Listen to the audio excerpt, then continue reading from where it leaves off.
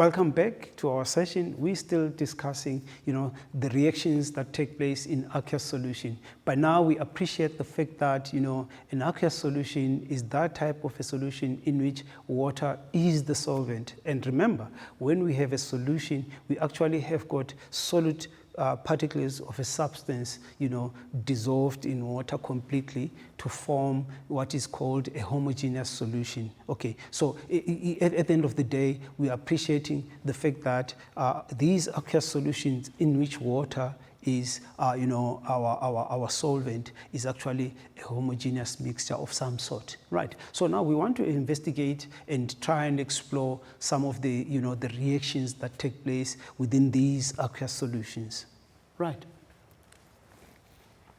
Okay, so by now we are still talking about these solutions, and we are saying that in an aqueous solution, water is the solvent, and in a solution, what happens? We've got a solute and a solvent. Okay, so if the solute it dissolves completely in water, it gives us an aqueous solution. So now let's try and see some of these very important reactions wherein water is actually our solvent. Now we are saying that substances that consist of polar molecules also dissolve in water. Right.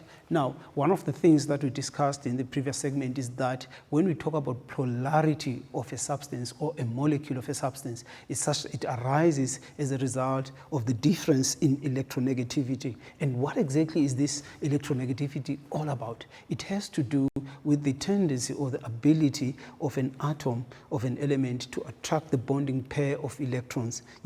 So we used water as an example, and we appreciated that in the water molecule, the oxygen atom is actually, by comparison, having a greater electronegativity value compared to that of what? Of hydrogen. As a result of that, what happens?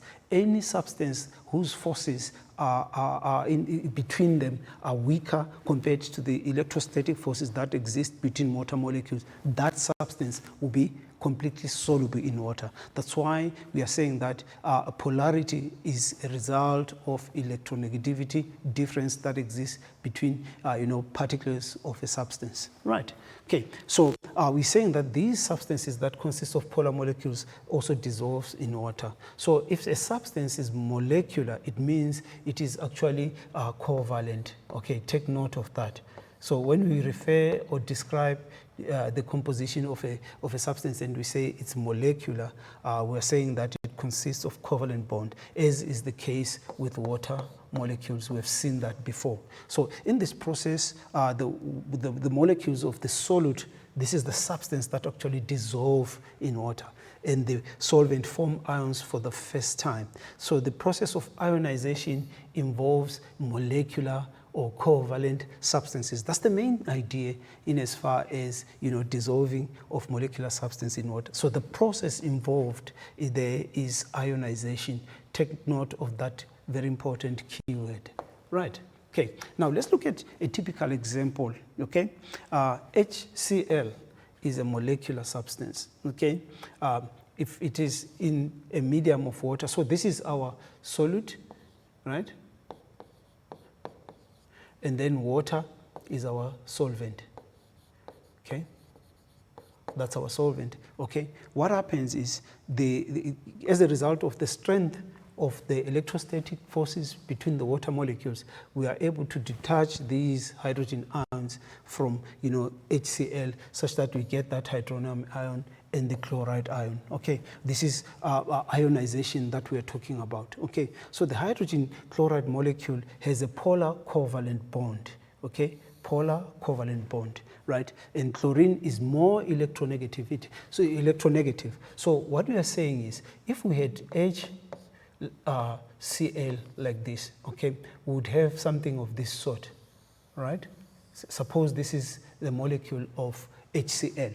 What we're saying is that because of the greater value of electronegativity, or that measure of the tendency of this chloride, chlorine atom to attract this bonding pair, or in this molecular substance, because this is a covalent bond, right? This will be slightly negative, and that will be slightly positive. That's what we mean. So when we say that the hydrogen chloride molecule is polar and covalent, so the bond that exists between those two is such that they've shared a pair of electrons between those atoms so that they become stable. Okay. Now the chlorine atom is more electronegative, which gives us that type of polarity within that molecule. So the water molecules can attract the hydrogen ion to form the hydronium ion. And when we talk about the hydronium ion, we are talking about the H3O plus ion. Okay, right.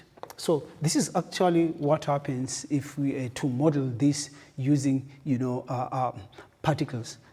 Let's say this is our molecule of HCl. As you can see, the chlorine atom is actually bigger than the hydrogen atom, and then this is slightly negative because of its greater electronegativity, while the hydrogen one is slightly positive. Hence, we say hydrogen chloride is a polar molecule. Okay, water is also polar, as we have discussed earlier. So what do we have here? We've got this hydrogen ion, okay, from the hydrogen chloride forming the hydronium ion, which is the H3O plus, okay, and then the chloride ion. So this is how the dissolving of a polar molecular substance actually takes place. Okay, right. Now, what are we saying? When solids dissolve in water, it can either be an ionic solute or a molecular solute. Now, let's talk about the difference between molecular and ionic. Okay, if it's molecular, it means it's a covalent substance. Okay, the bond that exists between the atoms that make up that element, it can be a diatomic element or it can be a compound, right? It's actually because of the sharing of electrons, hence it's molecular. So all molecular substances, they actually ionize. Okay, while all these ionic substances, they actually dissociate in water, in terms of them dissolving completely, right? So we are saying that ionic solutes, they dissociate, okay, while molecular one, they ionize. So molecular are covalent, right, substances. So take note of that as well. Right, now we want to use examples to represent dissociation. Let's talk about magnesium nitrate as it dissolves in water. Right, now before we do that, I think the issue of chemical formula will always, every now and again, come back to haunt us. So we need to understand our periodic table fair and square. We need to be very clear about writing correct molecular formula or chemical formula of substances, because that is far-reaching implication in as far as what we'll do in terms of the balancing of the equation. So the issue of chemical formula, very, very important. It cannot be overemphasized. Right. So what are we saying here? If we have got magnesium is Mg, okay? It's a cation, which is a metal, right, of a metal, and then the nitrate ion, which is a polyatomic ion, is something like that. And then the formula of magnesium nitrate is going to be Mg, okay, and then 2 of the nitrate ions. So this is what magnesium nitrate formula looks like. So if this dissolves in water, what exactly is happening? We've got magnesium, which exists as solid at room temperature. Why? Because of the strong, electrostatic forces that exist between the magnesium and the nitrate ion. So this would be like more of a crystal lattice, right? So this would be like a crystal lattice.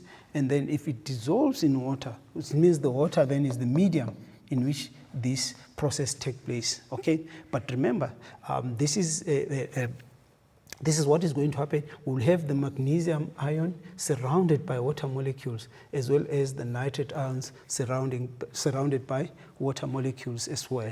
Right. We can also talk about ammonia. Ammonia, the chemical formula NH3. It's also a molecular substance. And how does ammonia look like? We'll have N, okay, and 3 hydrogen atoms, right? So this is a molecular kind of a substance. Then what exactly happens if this ammonia dissolves completely in water? What happens is water, because water consists of the H plus and the OH minus ion. Then we get the ammonium ion as well as the hydroxide ion. Right. This is how this reaction actually unfolds in as far as the ammonia dissolving in water. And this is actually ionization, because at the end of the day we get those two ions. So now it's the ammonia molecule actually accepting a hydrogen ion, then giving us the ammonium ion. So this is our ammonium ion. Okay. So this is an ammonium ion. Take note again of the chemical formula of it. Right. So these are some of the examples that have to do with ionization as well as dissociation. But I think with a lot of practice we can try and familiarize ourselves with this, because at the end of the day at least we need to be able to distinguish between ionization as well as dissociation, because these are some of the very important concepts that will have a lot of implication in terms of the chemistry, in terms of the types of reactions. So as far as these are concerned, these are some of the examples that we need to actually take into account.